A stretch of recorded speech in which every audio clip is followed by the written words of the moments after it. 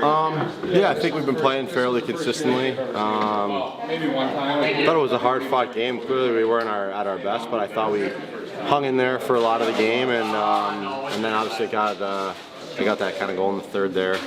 But yeah, I think.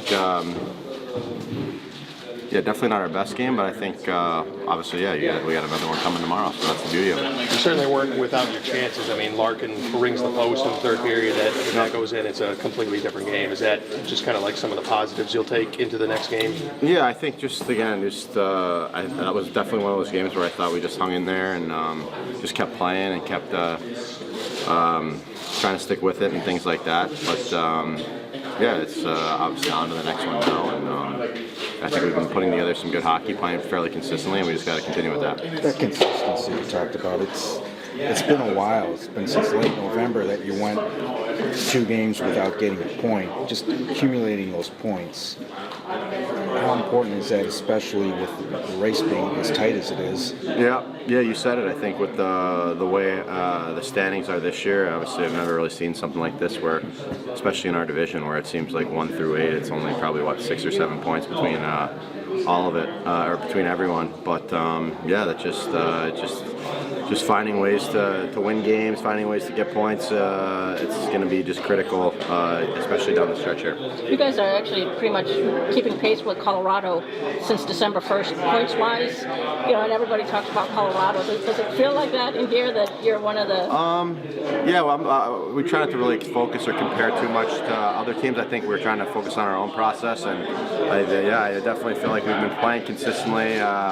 Fairly consistently night in, night out, and just the mental and execution side of the game, I think that's just so important, and that's how you continually find ways to win games and get points in games, is when you're more sharp with a lot of those details and not giving away any free chances against or free goals against by mental and executional sort of things. Is that kind of, Todd looked like he was trying to make a point with counting passes. Does that help with the sharpness too, just focusing on...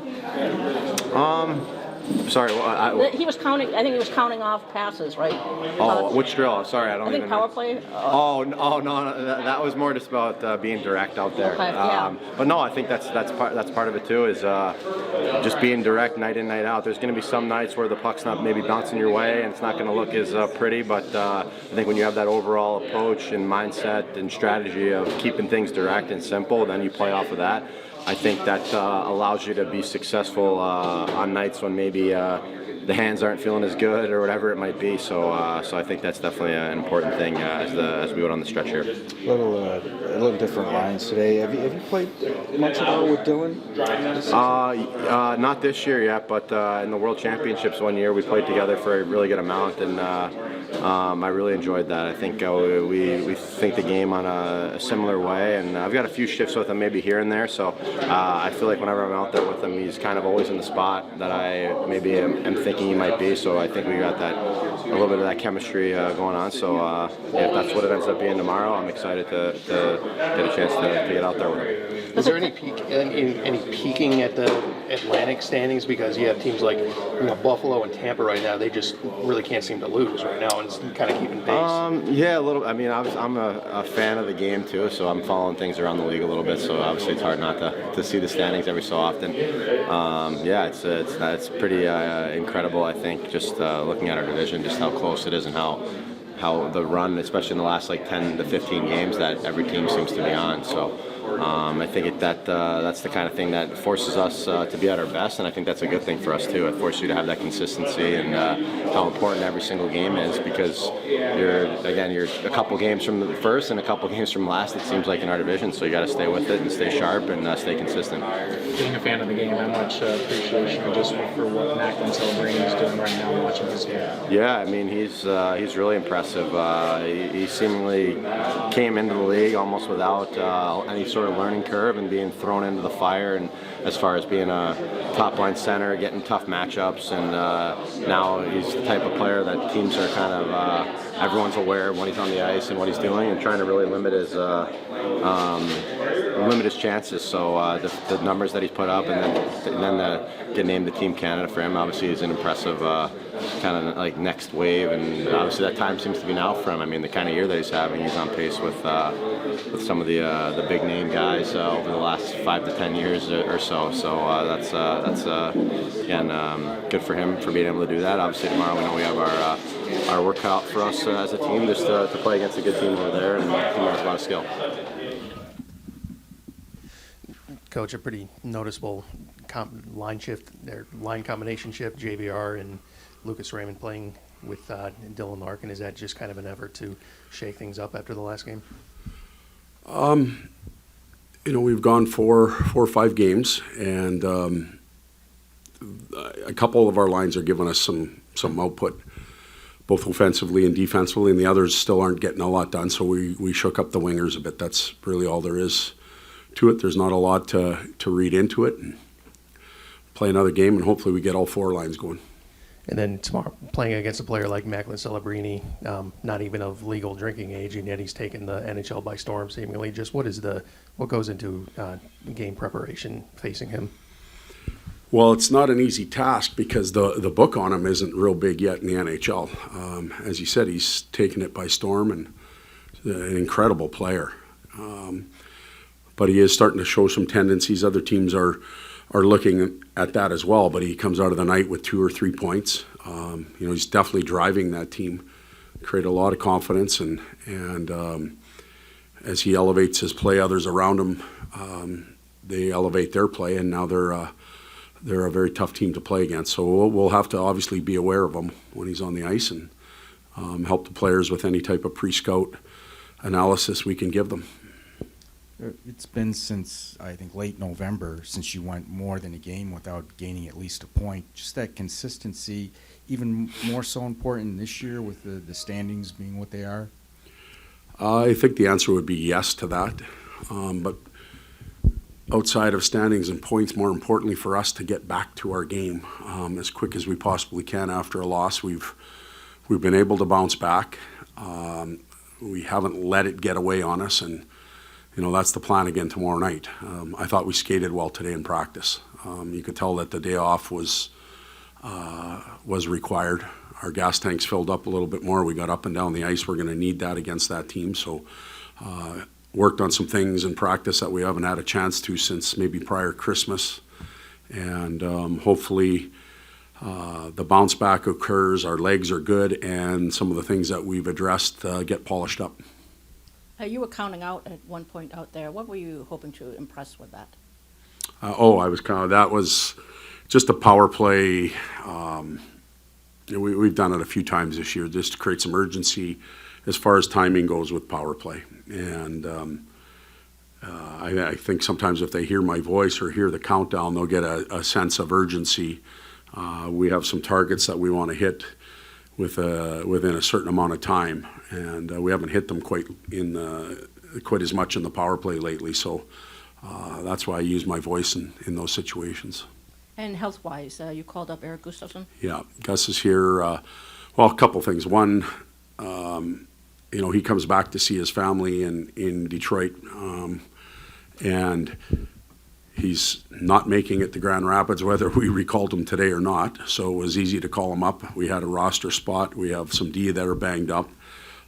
We didn't want to practice with too few D-men after a day off. So Steve and I talked about it this morning. He's here. He's got equipment. Let's use him. And he came in, and it was good to have the number of D that we had today. It was good for our practice. He was out there today and then left early just for maintenance. So you're still not quite sure who's going to be available back there tomorrow, or? We have a pretty good idea right now. Yeah, I don't know if there'll be any changes. Gus, then just the fact that he's gone down there and been a really good, solid veteran for them. What does it say about a guy like that? Well, I know you could walk into our locker room and go to each stall and ask them about Gus, and you would hear that from every teammate, regardless of time spent with him. You can go to Axe or Finney that spent training camp and exhibition season, and that's really it, all the way up to guys that have, Kaner's played with him in 3 different spots now, I believe. They'll tell you the same thing, what a good person he is. He's got an energy and an excitement for the game and practice, so There's no moping, there's no pouting. Tough circumstances for him, and he's handled it well. I've said this before, that team wouldn't be doing what they're doing without real good veterans that are handling their circumstances the way they are. Celebrini, aside from him, the Sharks are right now in that second wildcard spot in the West. What have you seen from them that's allowed them to take that step this season or be where they are right now? Yeah, we're still working on the pre-scout. It's not a team we see all the time, but when you catch up on what they're doing, they've got their season started a little wavering. They weren't sure where they were going to go, and from that point on, all they've done is build up confidence. And you take that young skill they have, inject some confidence, and they believe they can beat anybody right now. So their belief system's quite strong. Lots of nights they're getting real good goaltending. So it's not a surprise that they're pushing for, a spot where they are right now. Noticed a few games lately, Axel's not played in the final couple minutes of like a 1-goal game in the third. I know he's like a young guy, but how have you kind of approached managing him in late game situations? Well, the same thing goes on the other side when we're down. When it's 6-on-5 or whatever, he's on the ice. So there's certain roles that certain guys play at different times of the game. Axe is built for and geared towards one part of the game than the other, more than the other. And that doesn't mean he can or can't in any situation. We just play what we think will be best suited for those moments. And we roll guys out. Could you see him, like he's a young guy, 20 years old, in coming years, do you see him having more of a role in later game situations? Well, I would hope that as time goes on. Here's what we know. He's going to get stronger. He's 20. He's going to put more weight on. He may even grow more. He is going to gain experience and be able to handle situations like that. Like, he's a 20-year-old defenseman playing in the second pair in the NHL.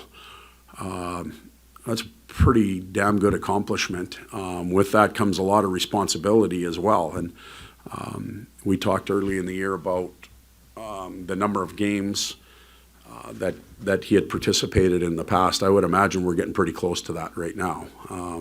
48 regular season, 7 exhibition, 2 in the rookie tournament, whatever that is. I can't do math that fast, but that's a lot of games already, and it's January 15th.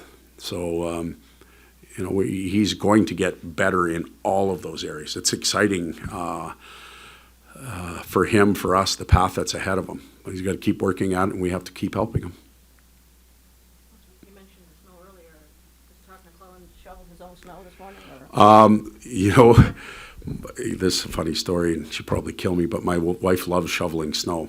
Like, she gives me the wrath when I get out and get the shovel. That's her exercise. She likes to go out, although she did phone me today and tell me it was a little bit heavy, so I'll have to go help her. Hey, it is great exercise. I love it too. Yep.